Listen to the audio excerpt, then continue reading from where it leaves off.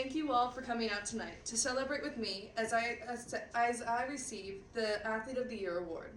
It has been an amazing experience and a great journey. Now I'm going to talk about one of my favorite memories from one of my nationals. Now, everyone has just had a moment where they feel like they've accomplished something huge. Well, that person was me. It was the year 2022, in July. We were at Stockton, California. And it was the year right after the pandemic had closed down all businesses, which also affected our USDA Nationals. I was about to perform one of my biggest competitive routines. And throughout this experience, I have felt nervous, excited, and relieved. I started twirling when I was just back in kindergarten.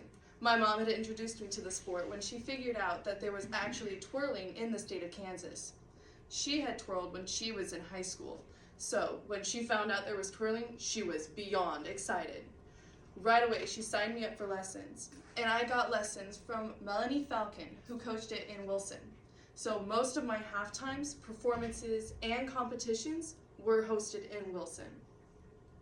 But coming back to nationals, I was about to perform in front of hundreds of people in a routine that was called a freestyle.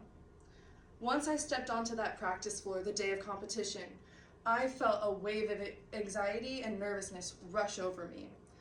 I felt sick to my stomach, not only because I was about to perform an individual routine in front of hundreds of people, but also because once you get to nationals, it's basically go hard or go home. I spent maybe 30 or so minutes warming up and going over my routine. All I could feel was stress and anxiety.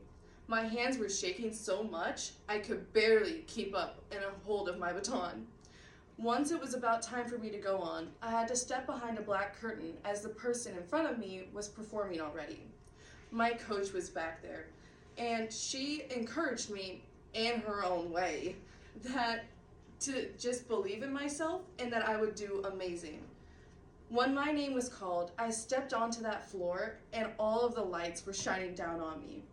But one thing that changed was that my fear and my anxiety had just vanished, like it was never there. As I stepped over to the part where I was supposed to do my pose, all I could think about was doing my best and doing it for my coach, for me, and my friends and family watching back home. But not just for them, but also for my mom. She has been a great encouragement to me. She's the one who's pushed me all these years, and that this was going to be for her. My music started playing, and my routine just came so naturally to me. I felt so excited about performing this routine because it was one of my favorites that was ever choreographed. Minus my costume. It felt like I was wearing a bikini swimsuit. Really uncomfortable. The entire time, I was having fun and doing what I loved most. Once my routine was over, I stepped behind the black curtain waiting to receive my scores. And I had realized that I only dropped that baton one time. I had so much fun the entire time that I was on the floor, it went by so fast. That night, after receiving my awards, my mom and I were waiting to see if I would make it to the final round. We waited for maybe 2 or 3 hours before they finally posted it. My mom looked at the results and she read every single name, from the person who had the highest score to the person who had the lowest score. They only took the top 10. As she was reading the names, I just got so much more nervous. But I was thinking to myself, there was no way that I could make it to the final round. My routine was so much simpler than everyone else's. But the 10th person's name was said, and it was mine. I was so happy. I was jumping around our hotel room, not even a care in the world if I would break something or not. I was feeling so much relief that day because I had made it through one of the toughest parts of nationals. The next day was the final round, and I wasn't nervous as I wasn't as nervous as I was the day before. Honestly, I don't think I was nervous at all.